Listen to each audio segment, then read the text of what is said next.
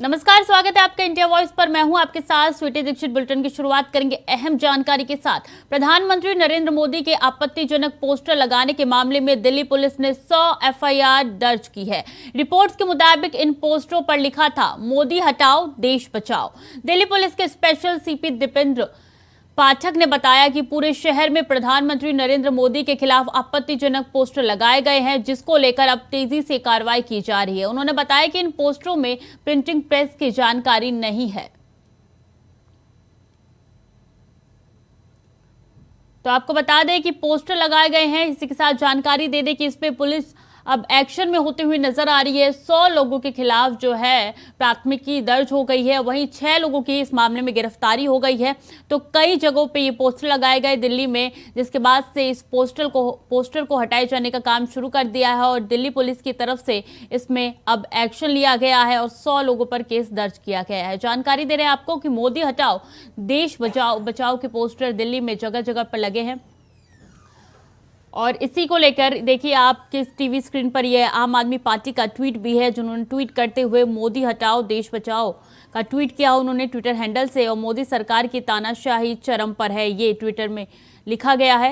ये तस्वीरें हम आपके साथ साझा कर रहे हैं दिल्ली से, जहां पे ये पोस्टर लगे हैं बड़े बड़े, मोदी हटाओ देश बचाओ के। तो 6 लोगों की गिरफ्तारी हो चुकी है इस मामले में, आगे की कार्रवाई की जा रही है। वहीं दिल्ली पुलिस का कहना है कि जल्द से जल्द तमाम लोगों को गिरफ्तार कर लिया जाएगा।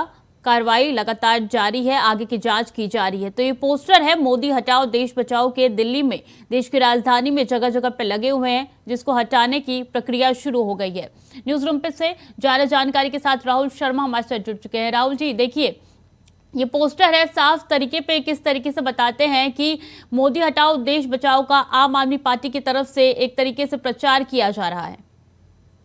बिल्कुल निश्चित तौर पर जो बीजेपी और आम आदमी पार्टी के बीच जो रस्साकशी पिछले दिनों से चली आ रही है, इसे उसी का नतीजा माना जा रहा है। हालांकि अभी तक ये साफ नहीं हुआ है कि इन पोस्टरों को लगाने के पीछे मकसद क्या है और इसे लगाने वाले लोग कौन कौन हैं, लेकिन फ़िलहाल पुलिस ने इस मामले में लगभग, अब तक का अपडेट मैं आपको बता रहा हूँ, लगभग 138 एफआईआर दिल्ली के अलग अलग थानों में दर्ज की हैं, जिसमें प्रिंटिंग प्रेस एक्ट के तहत मुकदमे दर्ज हुए हैं। इनमें से 6 लोगों को गिरफ्तार भी किया गया है। ये 6 लोग वो बताए जा रहे हैं जिनकी प्रिंटिंग प्रेस पर ये पोस्टर छापे गए थे।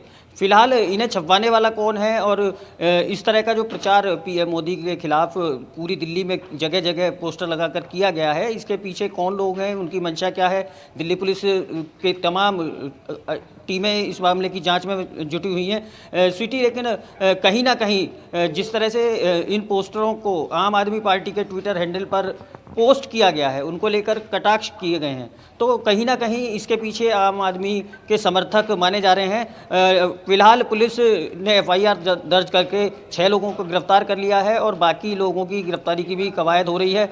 इस पूरे मामले के विरोध में, इस पूरी कार्रवाई के विरोध में आम आदमी पार्टी ने कल धरने प्रदर्शन का ऐलान किया है। पूरी दिल्ली में जगह जगह आम आदमी पार्टी के कार्यकर्ता इस मामले को लेकर, इसमें की जा रही एफआईआर दर्ज करने की जो कार्रवाई है दिल्ली पुलिस की, गिरफ्तारी की जो कार्रवाई है, इसके विरोध में आम आदमी पार्टी के कार्यकर्ता दिल्ली के अलग अलग हिस्सों में कल धरना प्रदर्शन करेंगे। स्वीटी जी, जानकारी ये भी निकल के सामने आ रही है कि इस पोस्टर के लिए 50-50 हजार जो पोस्टर छपवाने के ऑर्डर दिए गए थे। तो क्या कुछ इससे जानकारी आपके पास है? क्योंकि देखिए इन दोनों जहां जहां पोस्टर छपे थे, प्रिंटिंग प्रेस के मालिकों को गिरफ्तार कर लिया गया है। इससे जुड़ा क्या अपडेट आपके पास है राहुल? देखिए स्वीटी, जैसा कल आपने देखा था कि कल दिल्ली सरकार का बजट पेश होना था, लेकिन एलजी और दिल्ली सरकार के बीच की रस्साकशी की वजह से बजट पेश कल नहीं हो सका था। और उस बजट के पेश ना होने के पीछे एलजी का वो लेटर माना जा रहा था, जिसमें उन्होंने दिल्ली सरकार से विज्ञापन का बजट को लेकर कुछ सवाल पूछे थे। तो कहीं ना कहीं विज्ञापन के बजट पर जो बवाल हुआ, जिसकी वजह से एक दिन बजट पेश होने में देरी हुई, तो कहीं ना कहीं ऐसा प्रतीत हो रहा है कि संभवतः ये उसी की उपज है। लेकिन अभी तक आधिकारिक तौर पर ना तो आम आदमी पार्टी ने इस बात की पुष्टि की है कि उनके कार्यकर्ताओं की तरफ से ये पोस्टरबाजी की गई है, और ना ही पुलिस की जांच में अभी तक ऐसा कोई सबूत पुलिस के हाथ लगा है जिससे ये साफ हो सके कि इस दिल्ली के अलग अलग हिस्सों में पोस्टर, प्रधानमंत्री मोदी के खिलाफ पोस्टर लगाने वाले लोग क्या आम आदमी पार्टी के कार्यकर्ता हैं या उनसे किसी तरह का उनका संबंध है, तमाम दिल्ली पुलिस की जांच होने के बाद ही ये सारी चीज़ साफ हो पाएगी। स्वीटी जी, क्या इसको लेकर बीजेपी की तरफ से कोई प्रतिक्रिया सामने आई है? अभी तक स्वीटी आधिकारिक तौर पर या ये कहा जाए कि दिल्ली की बीजेपी की प्रदेश कार्यकारिणी की तरफ से या राष्ट्रीय प्रवक्ता की तरफ से किस तरह का कोई बयान अभी फिलहाल इस मामले पर नहीं आया है, लेकिन जानकारी मिल रही है कि कुछ देर बाद इस मामले पर बीजेपी की ओर से पीसी की जा सकती है। इसके साथ ही आम आदमी पार्टी भी इस मामले को लेकर, जैसा मैंने बताया कि कल पूरे दिल्ली में धरने प्रदर्शन का ऐलान आम आदमी पार्टी की तरफ से किया गया है, तो उसको लेकर आम आदमी पार्टी भी प्रेस कॉन्फ्रेंस करके अपना पक्ष मीडिया के सामने रख सकती है। जी बिल्कुल, बहुत बहुत शुक्रिया राहुल तमाम जानकारियों के लिए। तो 6 लोगों की गिरफ्तारी अब तक हो चुकी है दिल्ली पुलिस की तरफ से और लगातार आगे की कार्रवाई, आगे की जांच में जुट चुकी है दिल्ली पुलिस। खबरों में आगे बढ़ेंगे। दिल्ली सरकार का बजट बुधवार को पेश किया गया। वित्त मंत्री कैलाश गहलोत ने 2022 और 2023 और 24 के लिए 78,800 करोड़ रुपए का बजट पेश किया है। दिल्ली में 29 नए फ्लाईओवर, ब्रिज, अंडरपास बनाए जाएंगे। 3 नए डबल डेकर फ्लाईओवर भी बनेंगे। ये प्रोजेक्ट अगले साल नहीं 10 साल में पूरे होंगे। आनंद विहार और सराय काले खां में वर्ल्ड क्लास ISBT बनेगा। इसके अलावा द्वारका में भी ISBT डेवलप किया जाएगा। PWD के पूरे रोड नेटवर्क को अपग्रेड किया जाएगा। तो वहीं गहलोत ने बताया कि दिल्ली की अर्थव्यवस्था प्री कोविड वाले दौर में पहुंच चुकी है और 2022-23 में GDP का ग्रोथ रेट 9% से ज्यादा रहने का अनुमान है। बजट भाषण के बीच गहलोत ने शेर पढ़ा, जो कामयाबी हासिल करने का जुनून रखते हैं वो समंदर पर भी पत्थर का दिल बनाना जानते हैं। तो दिल्ली सरकार का बजट पेश हो चुका है। आपको बता दें बुधवार को ये बजट पेश हुआ है और वित्त मंत्री ने बजट पेश किया है। योगी सरकार 2.0 के 1 वर्ष पूरे होने पर बुधवार को मुख्यमंत्री योगी आदित्यनाथ ने बलरामपुर के तुलसीपुर स्थित देवी पाटन मंदिर परिसर से पुलिस कर्मियों की महिला सशक्तिकरण रैली को हरी झंडी दिखाकर रवाना किया। इससे पहले मुख्यमंत्री ने चैत्र नवरात्र के पहले दिन शक्तिपीठ में मां पटेश्वरी का विधि विधान से पूजा अर्चना किया। मां की स्तुति करने के साथ ही दुर्गा सप्तशती का पाठ किया। उन्होंने गौशाला पहुंचकर गौसेवा के साथ ही मुख्यमंत्री ने मेला परिसर का निरीक्षण कर अधिकारियों को आवश्यक दिशा निर्देश दिए। विख्यात हुई और शारदीय नवरात्रि में यहाँ पर दूर दराज से लोग आकर के आदिशक्ति मां भगवती पाटेश्वरी का दर्शन करते हैं। उत्तर प्रदेश पुलिस ने इस अवसर पर 2020 में मिशन शक्ति के अंतर्गत एक अभियान प्रारंभ किया था। तब भी मैं बलरामपुर आया था और नवरात्रि की प्रथम तिथि थी वह थी। इसी शारदीय नवरात्रि की प्रथम तिथि के अवसर पर हम लोगों ने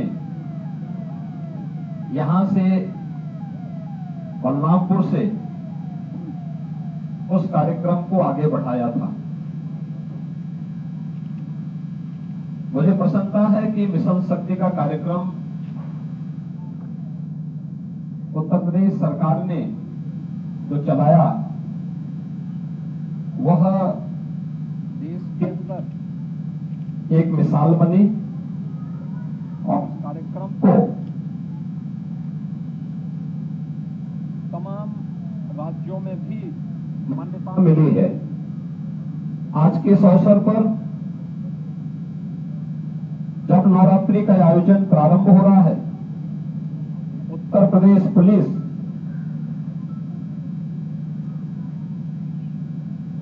दो यात्राएं प्रारंभ कर रही है। एक जो आदिशक्ति मां भगवती पाटेश्वरी के इस पावन धाम से प्रारंभ होकर के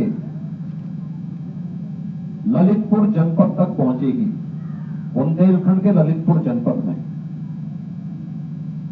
और दूसरी यात्रा वासिनी धाम से प्रारंभ होकर के गौतम बुद्ध नगर जनपद तक पहुंचेगी। ये दोनों यात्राएं रामनवमी को एक ललितपुर में, दूसरा गौतम बुद्ध नगर में विराम लेंगी। इसके पीछे उद्देश्य महिला सुरक्षा, महिला स्वावलंबन और नारी सम्मान,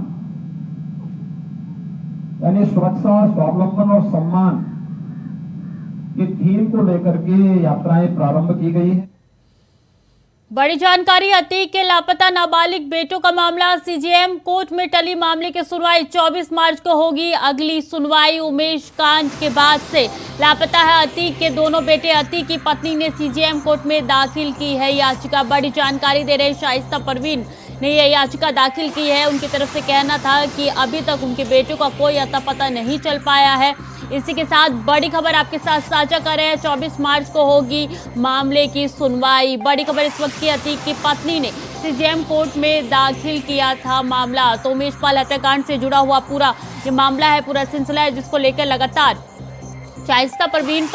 शाइस्ता परवीन आरोप लगा रही थी पुलिस पर कि उनके बेटों का कोई अता पता नहीं चल रहा है, जिसको लेकर सीजेएम कोर्ट वो गई थी और मामला दाखिल किया था। बड़ी जानकारी दे रहे हैं 24 मार्च को इस मामले में अगली सुनवाई होगी और उमेश कांड के बाद से लापता है अतीक के बेटे। बड़ी खबर इस वक्त की, 24 मार्च को होगी मामले पर सुनवाई। अतीक की पत्नी ने सीजेएम कोर्ट में दाखिल की है याचिका, जिसकी सुनवाई अब 24 मार्च को होगी। इस वक्त की बड़ी जानकारी दे रहे हैं आपको प्रयागराज से कि किस तरीके से उमेश पाल हत्याकांड से जुड़ा ये पूरा मामला है, जिसके बाद से अतीक के दोनों बेटे लापता है, जिसके चलते शाइस्ता परवीन ने याचिका जो है सीजेएम कोर्ट में लगाई थी और इसकी सुनवाई जो है 24 मार्च को होगी। तो बड़ी जानकारी दे रहे हैं आपको, उमेश पाल हत्याकांड से जुड़ा हुआ ये पूरा मामला है, जिसको लेके लगातार एक के बाद एक नया अपडेट भी निकल के सामने आ रहा है। एक और बड़ी जानकारी आपके तक पहुंचा रहे हैं कि शाइस्ता परवीन ने ये याचिका दायर की थी। अब 24 मार्च को इस पर सुनवाई होनी है।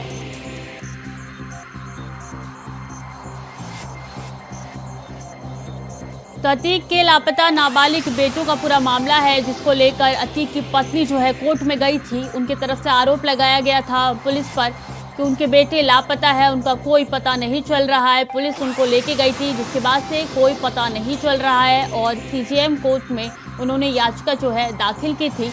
अब देखिए इस मामले की सुनवाई जो है 24 मार्च को होनी है। बड़ी जानकारी आपके साथ साझा कर रहे हैं उमेश पाल हत्याकांड से जुड़ी हुई कि अतीक की पत्नी ने सीजेएम कोर्ट में दाखिल की है याचिका, जिसकी सुनवाई 24 मार्च यानी कि आज से 2 दिन बाद होनी है। बड़ी जानकारी इस वक्त की, अतीक के लापता नाबालिग बेटों का ये पूरा मामला है, जिसको लेकर शाइस्ता परवीन सीजेएम कोर्ट गई थी और इस मामले की सुनवाई अब 24 मार्च को होगी।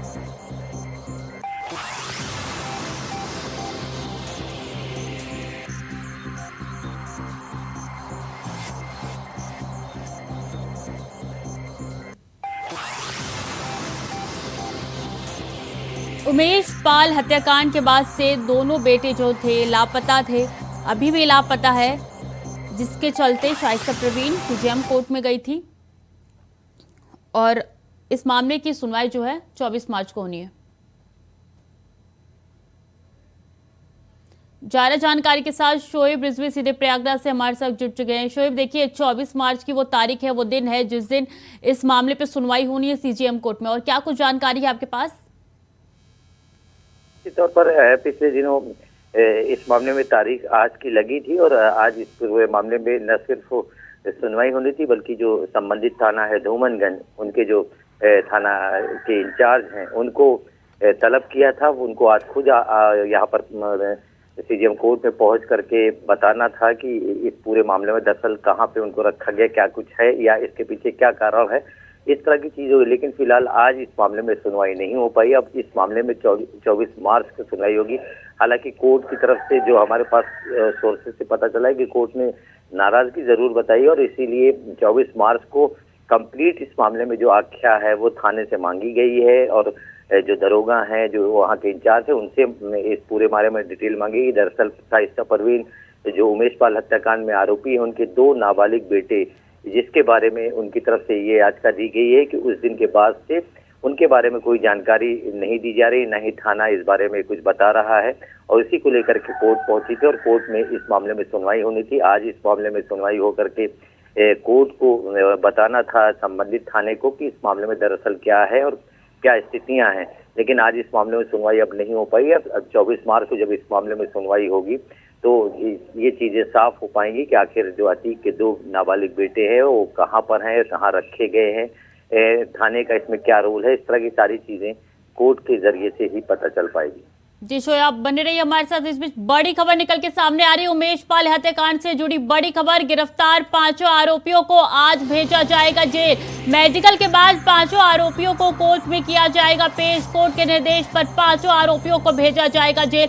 मंगलवार को अतीक के ड्राइवर समेत 5 की हुई थी गिरफ्तारी। ड्राइवर और कैशियर की निशानदेही पर अतीक के दफ्तर पर हुई थी रेड में असलहों की हुई थी बरामदगी।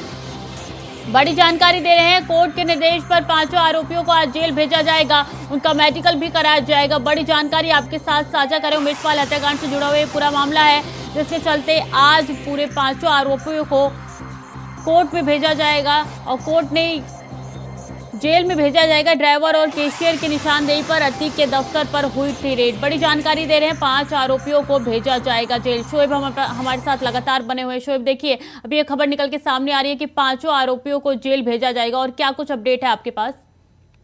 बिल्कुल, जिस तरह से 5 लोगों को पुलिस ने गिरफ्तार किया था, उनके पास से उनकी जो निशानदेही पर 70 लाख से ज्यादा कैश बरामद हुआ था। जो अतीक अहमद का चकिया स्थित कार्यालय है, ये कैश वहीं से बरामद हुआ था और ये 2 लोग जिन्होंने इस बारे में जानकारी दी थी, कैश और लाला, ये दोनों लंबे समय से अतीक के परिवार के साथ जुड़े हुए हैं। इसमें एक ड्राइवर का काम करता था और एक मुंशी का काम करता था।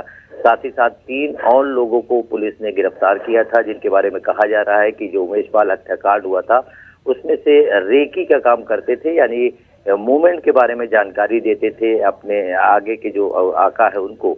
तो इस तरह से कह सकते हैं कि बड़ी कामयाबी पुलिस को मिली थी और पूछताछ के बाद अब उन्हें मेडिकल के बाद कोर्ट में पेश किया जाए और आगे कोर्ट तय करेगा कि उन्हें कहाँ भेजना है। तो इस तरह से कह सकते हैं कि ये एक बड़ी कामयाबी इस घटनाक्रम के बाद इस तरह से हुई है, जिसमें 5 लोगों को पुलिस ने, हालांकि सबसे पहले सदाकत को पकड़ा गया था, उसके बाद पुलिस के हाथ खाली थे और आज जिस तरह से पुलिस अब 5 लोगों को कोर्ट के जरिए आगे की कार्रवाई के लिए भेजने वाली है, उससे पहले जिस तरह से बरामदगी हुई है करीब 70 लाख से ज्यादा कैश, करीब 10 से ज्यादा वेपन्स है, जिसमें पिस्टल भी है, 315 बोर के भी तमंचे हैं। तो इस तरह से जो चीजें मिली है, कारतूस बरामद हुआ है 100 से ज्यादा।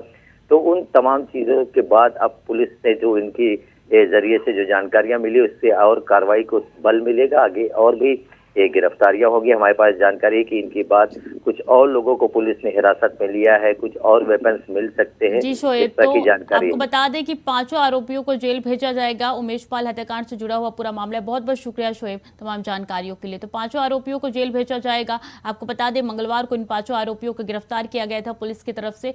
आगे क्या कुछ उमेश पाल हत्याकांड से जुड़ा अपडेट होगा, हम आपको बताते रहेंगे। वक्त तो चला छोटे से ब्रेक का, जल्द लौटेंगे। ब्रेक के बाद एक बार फिर से स्वागत है आपका। खबरों में आगे बढ़ेंगे। बड़ी जानकारी इस वक्त की, मनीष सिसोदिया की बड़ी मुश्किलें। सिसोदिया की न्यायिक हिरासत बढ़ी। 5 अप्रैल तक ईडी की न्यायिक हिरासत में रहेंगे सिसोदिया। राउज एवेन्यू कोर्ट ने न्यायिक हिरासत में भेजा। बड़ी जानकारी दे रहे हैं, मनीष सिसोदिया की मुश्किलें लगातार बढ़ती जा रही है। अब ईडी की हिरासत में 5 अप्रैल तक रहेंगे मनीष सिसोदिया। तो शराब नीति घोटाले में लगातार जेल में बंद है मनीष सिसोदिया। अब उसी में बड़ा अपडेट हम आपको दे रहे हैं कि 5 अप्रैल तक ईडी की न्यायिक हिरासत में रहेंगे मनीष सिसोदिया। तो एक के बाद एक लगातार मनीष सिसोदिया की मुश्किलें बढ़ती हुई नजर आ रही हैं, कम होने का नाम नहीं ले रही है। अब देखिए, एक बार फिर से 5 अप्रैल तक ईडी की न्यायिक हिरासत में रहेंगे मनीष सिसोदिया। बड़ी अपडेट, बड़ी जानकारी आपके साथ साझा कर रहे हैं। न्यायिक हिरासत मनीष सिसोदिया की बढ़ा दी गई है। 5 अप्रैल तक ईडी की न्यायिक हिरासत में रहेंगे मनीष सिसोदिया। तो राउज एवेन्यू कोर्ट में उनकी पेशी हुई, जिसके बाद से राउज एवेन्यू कोर्ट ने उनको 5 अप्रैल तक ईडी की हिरासत में भेज दिया है। जानकारी दे दें कि शराब नीति घोटाले में लगातार मनीष सिसोदिया की मुश्किलें बढ़ती जा रही है, कम होने का नाम नहीं ले रही है। उससे जुड़ा एक अपडेट आपके साथ साझा करें। 5 अप्रैल तक ईडी की न्यायिक हिरासत में रहेंगे मनीष सिसोदिया। ज्यादा जानकारी के साथ राहुल शर्मा हमारे साथ जुड़ चुके हैं। राहुल, देखिए लगातार मनीष सिसोदिया की मुश्किलें बढ़ती जा रही है, कम होने का नाम नहीं ले रही। उसी संदर्भ में एक और बड़ा झटका मनीष सिसोदिया को। स्वीटी, सबसे पहले मैं ये साफ कर दूं कि मनीष सिसोदिया के खिलाफ अब तक कुल 2 मामले चल रहे हैं। एक मामला सीबीआई शराब नीति वाला है, जिसमें सबसे पहले सीबीआई ने एफआईआर दर्ज की। एफआईआर दर्ज करने के बाद मनीष सिसोदिया को कोर्ट में पेश करके न्यायिक हिरासत में लिया, पूछताछ के लिए कस्टडी रिमांड पर लिया। उसके बाद फिर ईडी ने उसी मामले में अपनी कार्रवाई शुरू की। सीबीआई की पूछताछ के बाद ईडी ने मनीष सिसोदिया को अपनी कस्टडी में लिया कोर्ट के आदेश के बाद, और आज तक का समय ईडी के पास पूछताछ का था। जाहिर है कि आज उन्हें दोबारा पूछताछ करनी थी, इसीलिए उन्होंने जो न्यायिक हिरासत है, जो कस्टडी रिमांड है, उसे बढ़ाने की अनुमति कोर्ट से मांगी, और राउज एवेन्यू कोर्ट ने उन ईडी की याचिका को स्वीकार करते हुए मनीष सिसोदिया का जो कस्टडी रिमांड है उसे 3 तारीख तक के लिए बढ़ा दिया है। यानी कि साफ है कि ईडी अभी और पूछताछ करना चाहती है मनीष सिसोदिया से। अब हम बात करें मनीष सिसोदिया की न्यायिक हिरासत की, तो शराब नीति वाले मामला जो सीबीआई में चल रहा है, उसमें कोर्ट ने आदेश दिया था कि मनीष सिसोदिया को 3 अप्रैल तक न्यायिक हिरासत में रखा जाए, लेकिन ईडी ने कस्टडी रिमांड मांग लिया, और तब से लगातार आज तक मनीष सिसोदिया ईडी की कस्टडी में थे। और आज कस्टडी बढ़ाने के लिए एक और याचिका ईडी की तरफ से कोर्ट में फाइल की गई, और उस याचिका पर सुनवाई करते हुए कोर्ट ने वो सारे तथ्य माने कि ईडी ने जो तथ्य कोर्ट के सामने रखे कि इस आधार पर उन्हें और पूछताछ करनी है और चीज़ें निकालनी है मनीष सिसोदिया से पूछताछ के लिए। इसलिए ईडी ने याचिका दायर की और कोर्ट से मांग की कि बिल्कुल, एक के बाद एक करके लगातार मनीष सिसोदिया को बड़े झटके लगातार लगते जा रहे हैं। उसी संदर्भ में एक और बड़ा झटका 5 अप्रैल तक ईडी की हिरासत बढ़ा दी गई। बहुत बहुत धन्यवाद राहुल तमाम जानकारियों के लिए। तो मनीष सिसोदिया की हिरासत जो है बढ़ा दी गई है, ईडी की न्यायिक हिरासत में रहेंगे 5 अप्रैल तक मनीष सिसोदिया। फिलहाल के लिए बुलेटिन में इतना ही। बाकी की जानकारी के लिए देखते रहिए इंडिया वॉइस।